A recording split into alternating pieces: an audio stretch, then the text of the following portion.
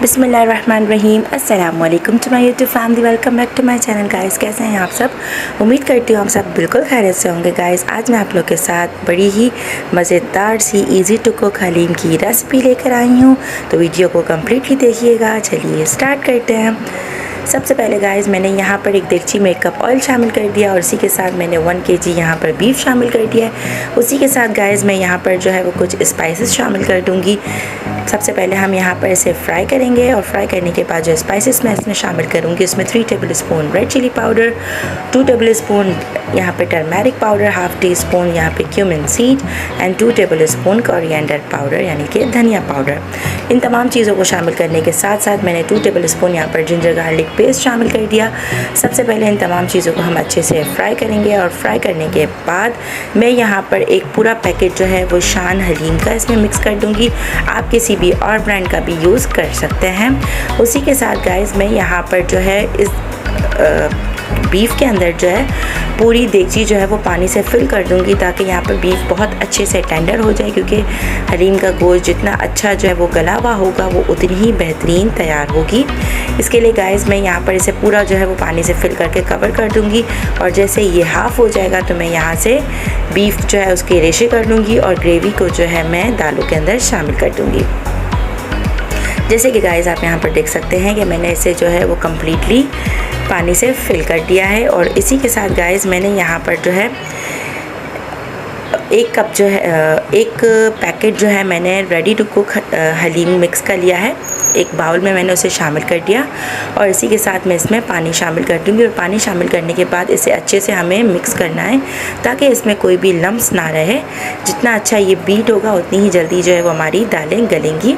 वैसे तो ये दालें गली हुई ही होती हैं, बस हमें थोड़ा सा इसे कुक करना होता है। और इसी के साथ गाइस अगर आप मेरे चैनल पर नए हो, अब तक आपने मेरे चैनल को सब्सक्राइब नहीं किया तो काइंडली इसे सब्सक्राइब करके बेल के आइकन पर क्लिक कर ऑल पर क्लिक करना मत भूलिएगा ताकि मेरी हर आने वाली वीडियो की नोटिफिकेशन आपको सबसे पहले मिल सके। इसी के साथ गाइस मैंने यहाँ पर जो है इस एक देगची के अंदर 4 से 5 ग्लास जो है वो पानी भी शामिल कर दिए और जैसे उसमें एक उबाल आएगा या वो लाइट सा गर्म हो जाएगा तो मैं इसके अंदर ये दालों का मिक्सचर जो है वो शामिल कर दूँगी।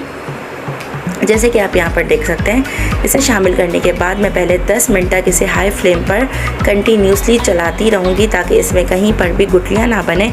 और जैसे ही जो है वो ज़रा सा थिकनेस आना स्टार्ट हो जाएगी तो मैं इसे मीडियम टू लो फ्लेम पर जो है हल्की आंच पर रख दूँगी और जैसे ही इसमें गाढ़ापन आएगा तो मैं इसके अंदर शोरबा शामिल कर दूँगी। जैसे कि आप देख सकते हैं कि आधे घंटे में यहाँ पर गाढ़ापन आ चुका है और यहाँ पर ग्रेवी जो है वो भी हाफ़ हो गई है। तो मैं यहाँ से बीफ को जो है निकाल कर उसके रेशे कर दूँगी और इसी जो शोरबा है उसे मैं दालों के अंदर शामिल कर दूँगी। और दालों में शामिल करने के बाद अच्छे से हम इसे पकने के लिए छोड़ देंगे ताकि दालें और जो शोरबा है वो यकजां हो जाए। और इसके साथ ही जो है मैं बीफ जो है उसके रेशे कर लूँगी और रेशे करने के इस तरीके से आप देख सकते हैं। रेशे करने के बाद इन रेशों को जो भी है वो मैं दालों में शामिल कर दूँगी। कुछ देर तक हम इसे जो है वो पकने के लिए छोड़ देंगे हल्की आंच पर ताकि ये गाढ़ा हो जाए। और इसी के बाद जो है मैं इसमें प्याज का तड़का जो है वो शामिल कर दूँगी। बस इस तरीके से जो है वो हमारी मज़ेदार सी रेडी टू कुक जो है वो हलीम तैयार हो जाएगी।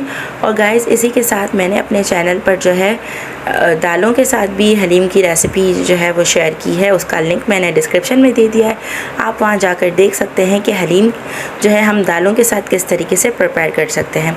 उम्मीद करती हूँ रेसिपी आपको ज़रूर पसंद आएगी। इसे ज़रूर ट्राई कीजिएगा और अपने फीडबैक से मुझे ज़रूर आगाह कीजिएगा। मिलते हैं नेक्स्ट व्लॉग में किसी और चीज़ के साथ। तब तक अपना बहुत ख्याल रखिएगा, मुझे अपनी दुआ में याद रखिएगा। फ़ी अमानिल्लाह। अल्लाह हाफिज़।